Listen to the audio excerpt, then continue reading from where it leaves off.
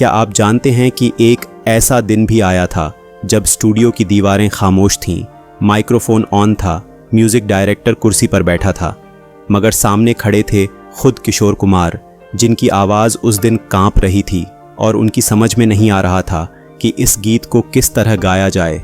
लेकिन इससे भी बड़ी बात ये थी कि ओपी नैयर साहब जो इस गीत के संगीतकार थे, वो किशोर दा पर गुस्से में चिल्ला रहे थे। और आपको जानकर हैरानी होगी कि इसी टकराव ने आगे चलकर बॉलीवुड को एक अनमोल गीत दिया। तो चलिए आज उस रिकॉर्डिंग रूम में चलते हैं जहां ये सब कुछ हुआ। दोस्तों, फिल्म थी एक बार मुस्कुरा दो और साल था 1972। जैसा आप सभी को पता ही है कि 1970 के बाद हर कोई किशोरदा से ही अपनी फिल्म के गाने गवाना चाहता था। इस फिल्म में भी वही हुआ। इस फिल्म के डायरेक्टर राम मुखर्जी और प्रोड्यूसर सोमू मुखर्जी चाहते थे कि इस फिल्म में भी किशोरदा ही अपनी आवाज़ दें। आपकी जानकारी के लिए बता दें कि राम मुखर्जी, सोमू मुखर्जी और किशोर कुमार आपस में रिश्तेदार हैं। इस फिल्म में कुल 8 गाने थे, जिनमें से ज़्यादातर किशोरदा को मिले। रफ़ी साहब ने 1 और मुकेश जी ने इस फिल्म में 2 गीत गाए थे और महिला प्लेबैक आवाज़ थी आशा भोसले की, जो कि ओपी नैयर साहब की फेवरेट सिंगर थीं।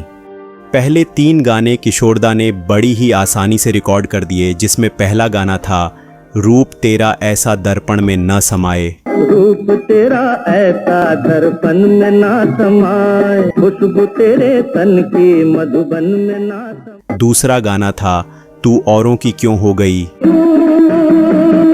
औरों की क्यों हो गई, तू हमारी थी। और तीसरा गाना था एक बार मुस्कुरा दो।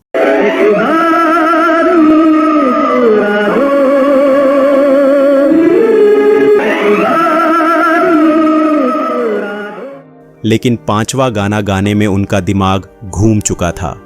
इस गीत में क्लासिकल की महक थोड़ी तीखी थी, सुर इतने नाजुक थे कि जरा सी फिसलन और गाना बिखर जाता। किशोरदा ने नैयर जी से धीरे से पूछा, जब इस फिल्म में रफ़ी साहब भी हैं तो ये गाना मुझसे क्यों गवा रहे हो? नैयर साहब ने कहा, ये गाना तुम्हारे लिए ही है और इसे तुम ही गाओगे। इसके बाद इस गीत की रिकॉर्डिंग शुरू हुई।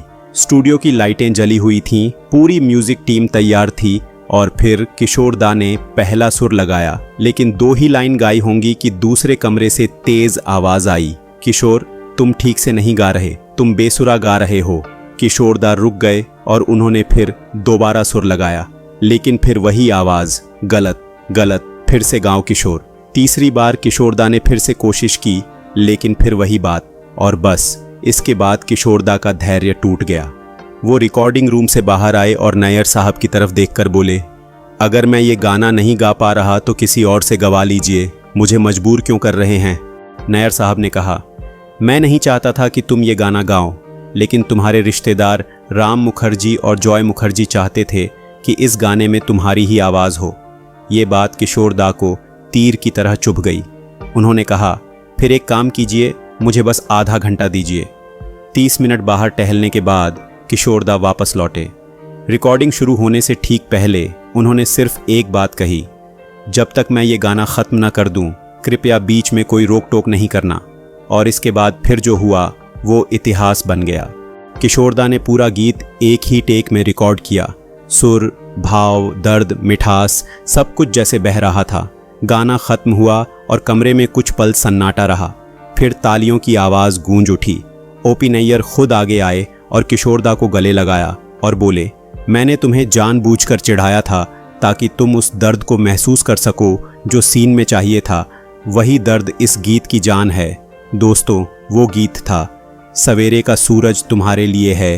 सवेरे का सूरज तुम्हारे लिए है। आज भी जो इस गीत को सुनता है उसके दिल में एक कसक सी जाग उठती है। ये सिर्फ एक क्लासिकल मेलोडी नहीं, ये वो गीत है जिसने साबित किया कि किशोर कुमार सिर्फ उछल कूद करने वाले प्लेबैक सिंगर नहीं थे, बल्कि क्लासिकल गाने भी आसानी से गा लेते थे। दोस्तों, ये था किस्सा उस क्लासिकल गीत का जिसको किशोरदा ने गाकर सबके दिलों में उतार दिया। सवेरे का सूरज तुम्हारे लिए है। आपको ये किस्सा कैसा लगा, आप कमेंट करके ज़रूर बताना। अगर आपको ये वीडियो पसंद आया हो तो इस वीडियो को लाइक करना, इसे अपने दोस्तों के साथ शेयर करना और किशोर दा से जुड़े ऐसे ही शानदार किस्से सुनने के लिए इस चैनल को सब्सक्राइब ज़रूर करना।